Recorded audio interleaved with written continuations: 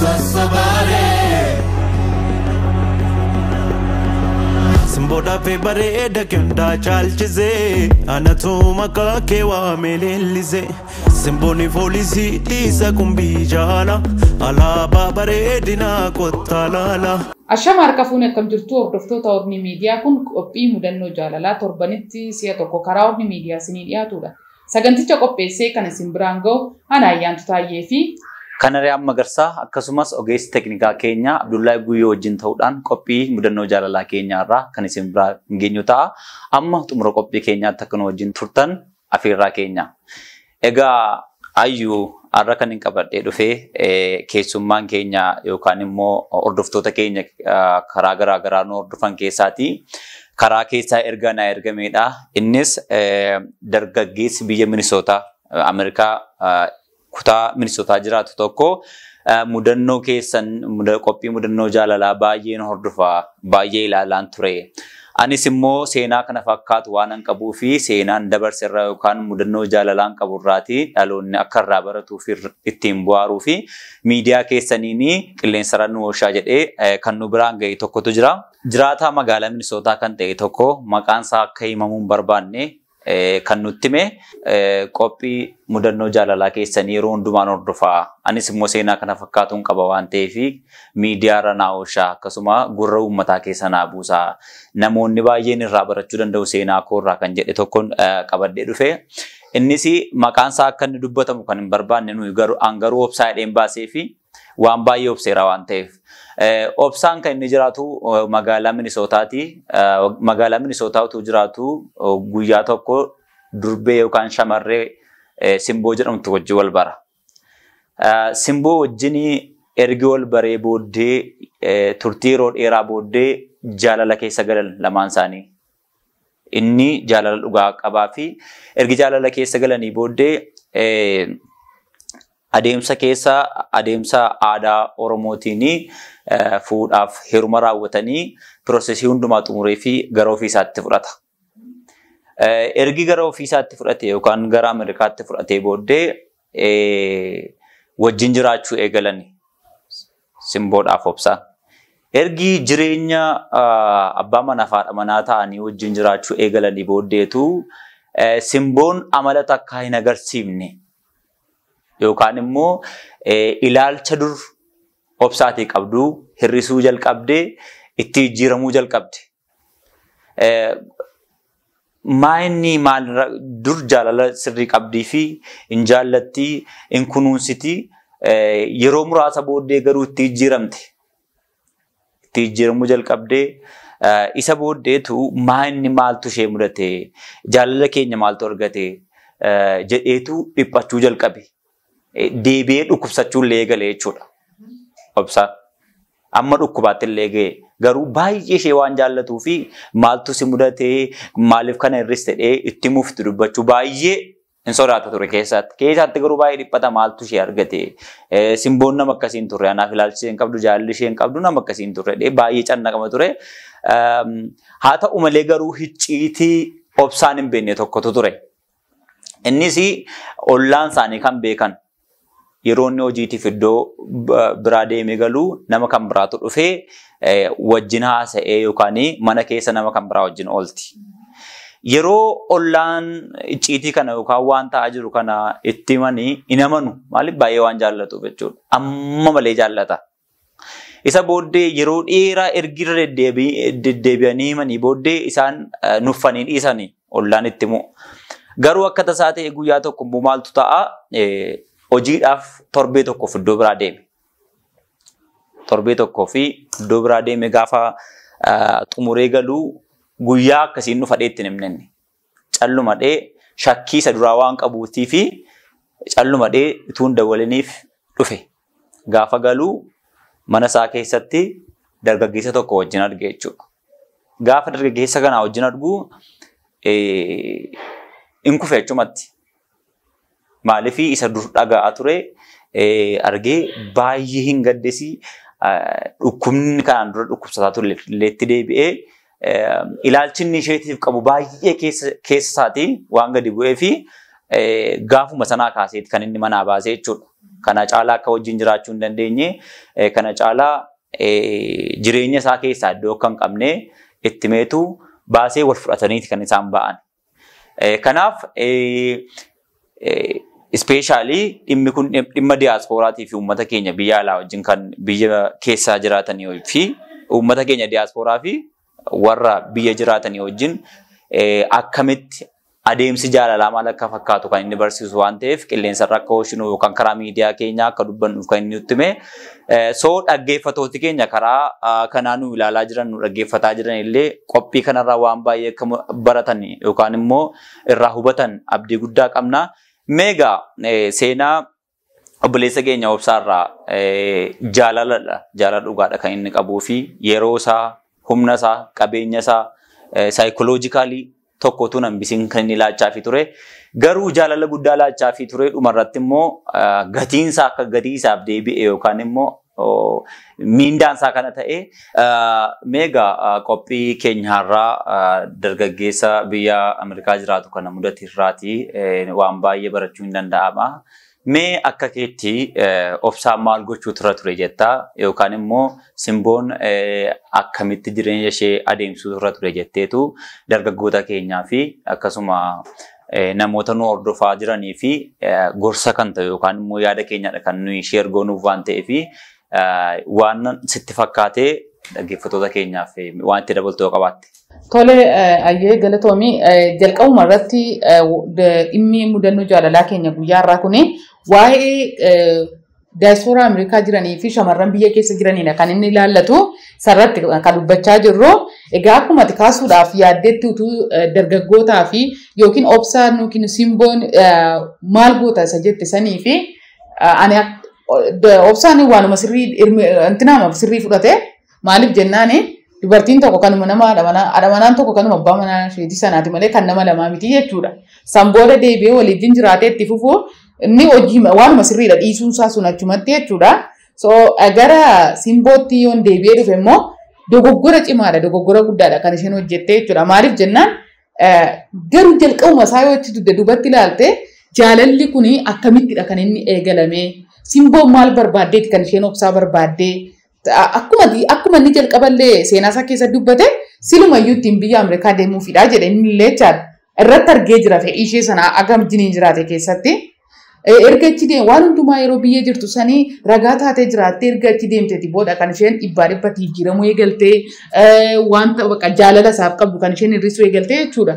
So kanaafiyyuu Simboon jalqabumayyuu kan isheen barbaadde kaate Ameerikaadha malee obsaa miti. Ittiin waan Ameerikaa deemuudha jechaadha fedhii ishee keessa kan jiru. Garuu fedhii ishee sana guuttattee achi geesse immoo tarkaanfii hagana ga'uudha kan isheen obsaarra fudhatte waan salphaa miti. Kutaa mana ati keessa jiraattu keessatti mana jireenya kee keessatti dhiira biraa arguu jechuun obsaadhaaf baay'ee miidhama guddaadha. Miidhama jechuun agas hin jedhamnedha. Maaliif siree kee irratti ulfaata dubbachuun illee baay'ee waan namatti ulfaatudha. Walumaa galatti Simboon dogoggora cimaadha kan isheen hojjettee jirtu. Ani akka gama kiyyaan dargaggootaaf dhaamsaan naamu yoo jiraate yookiin dargaggootaa fi qophii keenyaarraa ergaan dabarsuuf barbaade yoo jiraate jalqaba jaalalaa fi wanta barbaaddu walitti hidhuun sirrii miti. Jaalalli kan biraadha waan barbaaddu argachuun immoo kan biraadha. Ameerikaa deemuu barbaadde diiviin jira chaansii barnooti jira. Waan barbaadde kallattii irra barbaaddeedhaan deemuu dandeessa. Carraa kee yaallattee jechuudha. Garuu maqaa jaalalaatiidhaan jireenya namaa miidhuu fedhii tokko argachuudhaan maqaa jaalalaatti jireenya namaa miidhuu. Achitti wanti itti dabaluu barbaadu maalidhaa?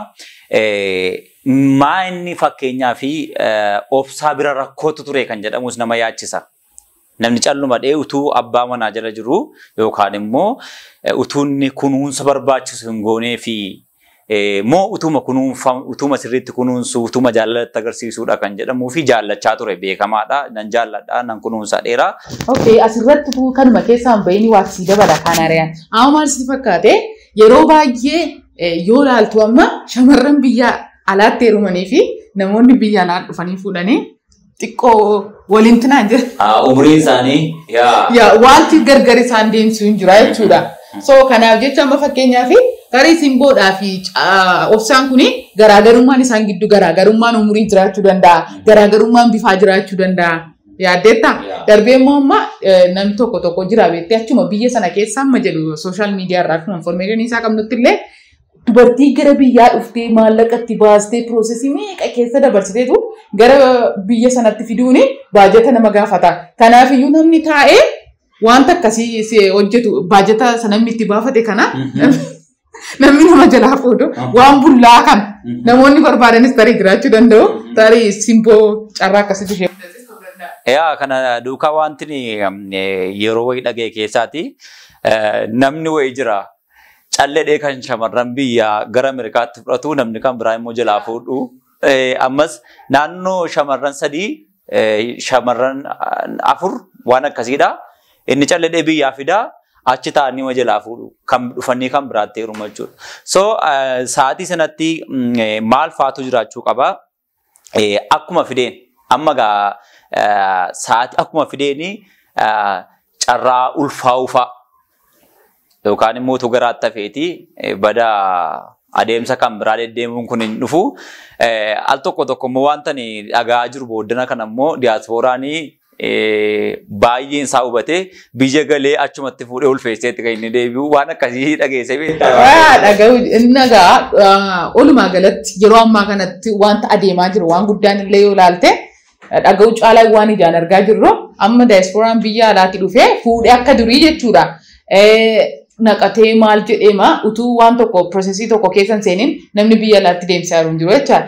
Asitti daa'im 2 3 daa'ima tokko erga waliin horatanii boodadha kan isaan bultiidhaaf gara sanatti ofitti fudhatanii. Kun immoo maal jennaani san jalqaba kaasnee rakkoon irra deddeebiidhaan tokko baajatatti baaseetu haadha manaa fuudhaa bira ka'a tokko immoo akkasuma waan bullaa kana tola kana dhufeetu manaati. Maaliif akkuma sila jalqaba sii kaasee umuriin jira waan baay'ee jira akkaataa nama ajiniin itti gargar baatu jechaadha.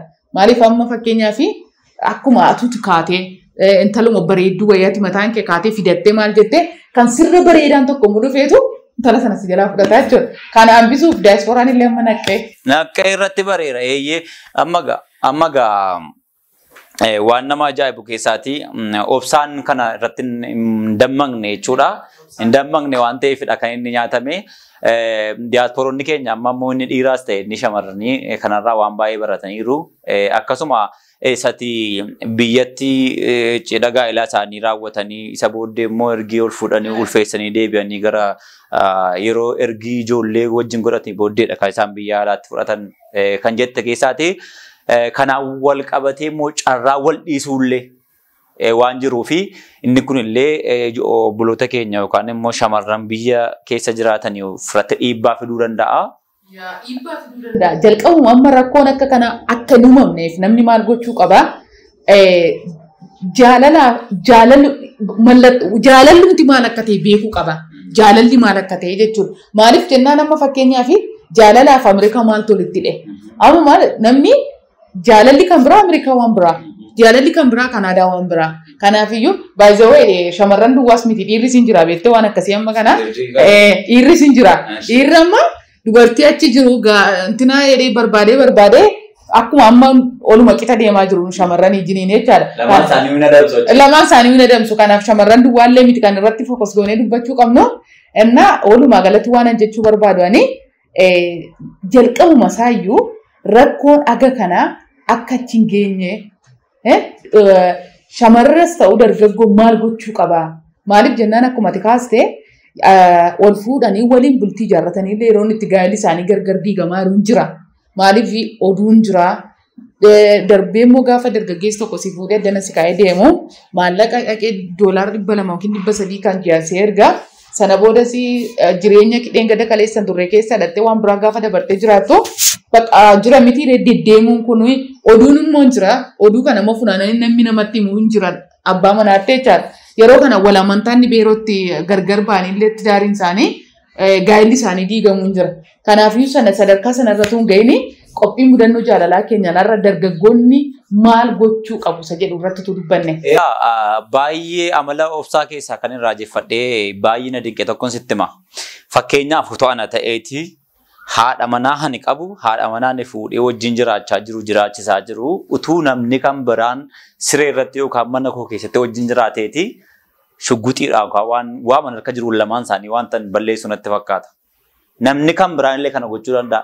Garuu obsaanii obsa ammamee akka qabuu fi nama tasgabbaa akkamii akka ta'e agarsiisa. Sa'aatii sanatti tarkaanfii fudhachuu dhiisee ofii isaatii ofitti murteessee lamaan isaanii yookaan ishee miidhuu danda'a ture yookaan immoo isa miidhuu danda'a ture. Seegalaa dargaggeessi tokko wanta akkasii sensitiiviidha baay'ee. Abbaa manaa kee irratti abbaa manaa wajjin jiraattu wajjin utuu namni mana kee keessatti wajjin jiraateeti fiilingii akkamitti dhaga'amu ati murteessuu dandeessa. Sa'aatii kanatti garuu obsaanii akkuma maqaa isaatii maal godhe kana hundumaa tasgabbiidhaan ilaaleetu ishee wajjin akka gargar ba'uu qabanii isuma wajjin akka deemu murteesse. Kanarraa egaa buruftaan jireenya namaa keessatti waan baay'ee mudachuu danda'a. Dargaggeessas dargaggeettiin isinittiin argin maleessa akkaataa wanta akkasii rakkoon akkasii jireenya namaa keessatti gaafa dhufu gara tarkaanfiitti utuu hin galiin dura dhaabatanii of ilaaluudha. Yoon kana godhe yoon balleessaa tokko balleessaa inni itti aanu immoo badii kan biraa akka hin harkisee fidu. Sadarkaa lubbuu balleessuutti illee waan ga'uu fi shamarran illee niistan amma fakkeenyaaf obsaatu gara laafessa dhiirri kun malee isaati. Utuu simboo dhatee simboo waan dhiisu itti fakkaatu. Simboon maal gootu utuu dhiistee madeemu malee. Obsaadhaa fi dubartii kan biraan mana keessa jirti ta'eeti sirriitti beekaa hin dhiistu. Shamarran maal gootu fakkaate taate akkasii yeroo tokko amma fiilmii fa'aatti yoo ilaalte illee jedhama. Abbaa manaa isaanii irratti hirmijaa tarkaanfii fudhachuu caalaa shamarree ittiin jirtu sana maal barbaada abbaa manaa kiyyatti dhuftee jedhu yeroo baay'ee waanuma arginuudha. Akkasuma tarkaanfii gara abbaa manaatti fudhachuun dura kan isaan ofirraa geggeessan shamarree ishee dhufte sana sanboodha qixxaaba abbaa manaa fi manaa gidduutti jalqabu ol deebi'ee jechuudha. Malee shamarranii tarkaanfii akkasii irratti fudhatan jettu. Ulfaata waan kana hin godhee yaada. Nama keessa jirudha kan baru. Nama waan sun mudannoo kana mudatetu beeka gaa waan kana fiilingii sanas akkasitti nama keessa jiru akka obsaaf simbootu beeka. Sagantaa qophii kana irratti waan an dubbachuu fedhu yoo jiraate fakkeenyaaf amma obsaan egaa taatee sana booda shamarree amanuu dhiisuu deebi'ellee bultiitti galuu dhiisuu rakkoo gurguddaa keessadha kan inni jiru jechaadha. Rakkoo ulfaataadha. Dhukkubfateellee dhukkuba hojiillee hojjetachaa gara dhabutti maaliif nama jaallattee maatii wajjin wal bartee beeksiftee cidha godhattee fuutee sibira ga'ee haala biraadhaan gaafa sibiraa deemu namatti dhaga'ama. Nama deebi'ee jaalladhee nama biraa fuudhuuf illee fedhii isaan qabu. Baay'ee miidhamee jira. Mee utuu si ta'e utuu ati amma bakka obsaa taateen si mudate ati kanaariyaan mee maal goota? Utuu si ta'e kan jedhu kana dhaggeeffattoota keenyaaf dhiifna. Dhaggeeffattoonni keenya utuu sin ta'eetii maal gootu tarkaanfii akkamii akka fudhattanii warri kaan akkuma obsaatti hin dhiisaa jettu. Warri kaan immoo lakkii tarkaanfiitti fudhaa yookaan ishee miidhaa yookaan isa miidha kan jettan jiraachuu dandeessu. Utuu sin ta'eetii kan jedhu koomentii jala nuu ka'aa yaada keessaan nuu gaa. Garuu ani dhimma obsaa irratti kan inni baay'ee garaana nyaati tokko jira. Innis har'aa kaasee shamarran kamiin akka inni amanuu hin dandeenye. Gaa'ela kamiin iyyuu gara fuulduraatti jireenya isaa geggeeffachuudhaaf yookaan immoo addunyaa gaa'elaa fi addunyaa jaalalaa isa dhugaatti galuudhaaf baay'ee akka isa rakkisu. Maaliif akkuma silaa kaastee obsaan waan tokkitti dhabe miti. Obsaan kan hin dhabee yeroo isaa dhabeeraa, humna isaa dhabeeraa, jaalala dhabeeraa. Jaalalatti agarsiisaa jiru utuutti agarsiistee kan barbaadu qabeenya isaa dhabeeraa. Pilaas simboo dhabeera. Obsaan waan baay'ee dhabeeraa. Obsaan egaa dhuguma bor nama kan biraa wajjin yookaan shamarran kan biraa wajjin jaalala keessa galee addunyaa jaalalaa keessa darbee immoo gaa'ela godhachuu kan danda'a kan jedhamu wal nun gaafachiisu maaliif baay'ee miidhameera argeera. Jaalala argeera gaa'ela argeera waan ta'eef baay'ee miidhamuu danda'a. So namoonni akkasii baay'ee sensitiivii waan ta'eef baay'ee jireenyi isaanii waan miidhamu natti fakkaata. Kabajamtooti dhaggeeffattoota keenya kanarraa egaa waan baay'ee akka barattanii fi isinis immoo kanarraa akka of eeggattanii fi gorsa isinii ta'a yookaan hubannoo isinii ta'anneeti kan dubbachaa jirru. Ayyuummee gamanaan egaa obboloonni keenya shamarranii maal gochuu akka qabanii jaalalaaf mateeriyaalistikii yoo ta'u hin taane yookaan immoo mateeriyaal irratti yookaan faayidaa irratti kan hundaa yoo ta'u hin taane jaalalama duwwaadhaaf iddoo laachuu. kan jedhamu irratti gorsa laattee fi utuu gorsa barbaachisu laattee fi jiru. Walumaa galatti waan jechuu barbaadu qophii mudannoo jaalalaa keenya guyyaa irraatiin shamarran keenya biyya keessa jirtanii jaalala gaafa nama jaallachuuf jettani maateriaalii keessan galchina. Maaliif faayidaa argachuu barbaaddan sun akkuma jirutti jiraate nama Ameerikaa deemuu maqaa barbaaddanii fi nama Ameerikaa jiru nama umurii keessanii waliin ginne nama sinfaanan deemne nama borillee jaallachuu hin dandeenye maqaa inni Ameerikaa jiruuf ittiin fayyadama jettanii qoosaa jaalalaa keessan seenina. Maaliif qoosaa jaalalaa keessa yoo seenan ofiillee miidhamu waaqni gatii nama kaffalchiisa. Namni dhaqanii jaallatan sunillee miidhama. Kanaaf jireenya olii balleessuudha waan ta'eef sanarraa akka anas sinis akka of eeggattanii dhaamsa kiyya dabarfachuu barbaada yookiin gorsa isinii laachuu barbaada. Anis immoo dargaggeessa Ameerikaa jirtu na dhagii waan tokko sitti barbaada. Shamarran biyya keessa jirtu hin jaallatte yoo ta'e fuudhuu barbaadde yoo ta'e biyyatti galii fuudhii achitti immoo akka isheen dadhabbiin garaatti fuudhii isa booddee biyyatti fudhu kan jedhamu gorsa kooti. Ulfaadho waan na dhageessuuf. Egaa dhaggeeffattoonni keenya waan baay'ee karraa baratanii abdii guddaa qabna. Maaliif dhimmi kun dhimma hawaasummaati, dhimma maatiiti. Tole asirratti akkuma dargaggeessa Ameerikaaf dhaamsa dhaamte. Shamarraniif itti dabaluu barbaadde? Shamarreen biyya keessa immoo shamarran diyaaspooraa? Shamarran diyaaspooraa biyya alaa jiran immoo sinis immoo biyya alaa jirraa. Ittanii of hin dagatinaa yeroodhaan dargaggeessa kana barbaadaatii. Achuma barbaadatan qaba. Achumaas haa ta'u asiisi garuu biyya alaa jirraa yeroo barbaannetti heerumnaa maallaqa qabna jettanii yeroo keessanitti of hin dagatinaa dafaatii dargaggeessa kana qeerroo kana barbaadaan isiniin jechuu barbaada. Waan si ajaa'ibu keessaa wanta naagaaste keessaa waa tokkotti dabalee dubbachuu kan barbaadu garaagarummaa guddaa jira dhugaa dubbachuu shamarran dhiira gidduu. Maaliif fakkeenyaaf dhiirri kun umurii meeqattiyyuu mataan isaa yoo aarrii baate qalamii dibatee maal jedhee waan barbaade ta'eetu shamarran kichuu fuudhuu danda'a. Baay'ees irraa wanti isa daangessuun qabu waggaa 50-60 yoo fuudhe shamarran garuu umurii isaan itti daa'an illee waan baay'ee daangaa adeemuu fi akkuma tamma gorsite dafanii akka isaanii waan hojii duwwaa irratti akka hin xiyyeeffanne addunyaa hojii duwwaa yookaan immoo hojiidhaaf asii barnootaaf asiif achi fi gudhiistanii gara gaa'ilaatti illee akka galtanii. Dhaamsa qophii mudannoo jaalalaa keenya guyyaa irraati jechuudha. Mi'a sumaan immoo waan ati itti dabaltee jiraate dargaggeessa biyya alaa taa'ee jechaadha. Yeroo dargaggeessi tokko dhama'ee rakkatee baajata baasee gaafa ofitti fudhatu isa taa'ee bullaa fuudhu sanaafis dhaamsatti dabalame. Na dhaggeeffadhu yaasa teessee bullaa fuutu. Kuni fuula rabbiis fuula namootaa durattis waan yakkadhaa cubbuudha. Dhugaa dubbachuuf taanaanii jireenya namaa diiguurraa gaa'ela namaa diiguurraa nama gaa'ela qabu tokko yookaan nama jireenya mataa isaatii qabu keessa jireenya isaanii keessa galanii jeequunii deebi'anii immoo gaa'ela kee godhattee wajjin jiraachuun ammam irratti amanta. Boris ikkootti jalaa namni kan biraan dhufee baachuu danda'a. Wanti baruu qabda jechuudha. Kaleessa nama kan biraa jalaa baastee borimmoo namni kan biraan dhufee jalaa baasuu danda'a waan ta'eef waan akkasiirraatii dhimma jaalalaaf dhimma gaa'elaa irratti qoosaa akkasiitu dhiistaniiti. Maaliif namoota baay'eedha kan mudannoo akkasii qabu. Mudannoo salphaa miti. Mudannoo salphaa miti. Nama hin beeku nama mudannoo isaanii dhaga'ee hin jira. Akkuma jalqaba kaastee mudannoo salphaa miti.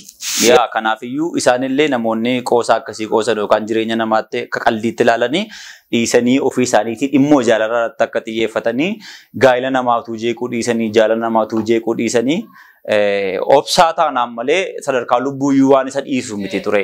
Utuu nama kan biraa aaraa akka kooti nama akka kootu ta'eeti waan dhiisu natti hin fakkaatu. Yachumatti wal biratti cufeeni waan biraa keessa intini jedhan ture. Egaa obsaanii akkuma maqaa isaatii obsaadha.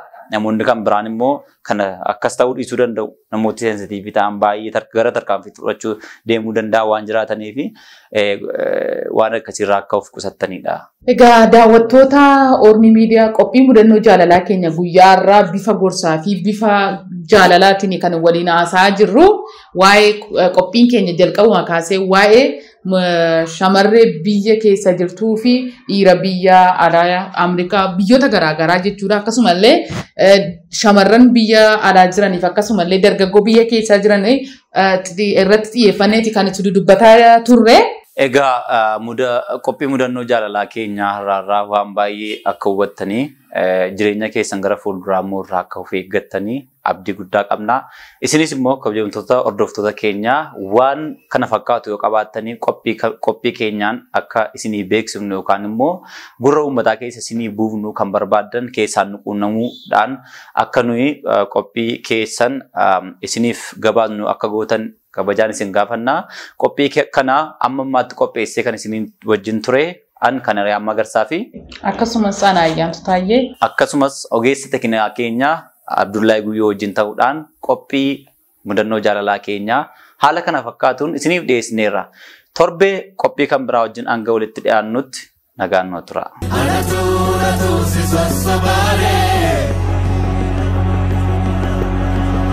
Simboda fe bareeda kenda chalchize anatu makake wa melelize simboni folisi lisa kumbijala ala babaredina kotalala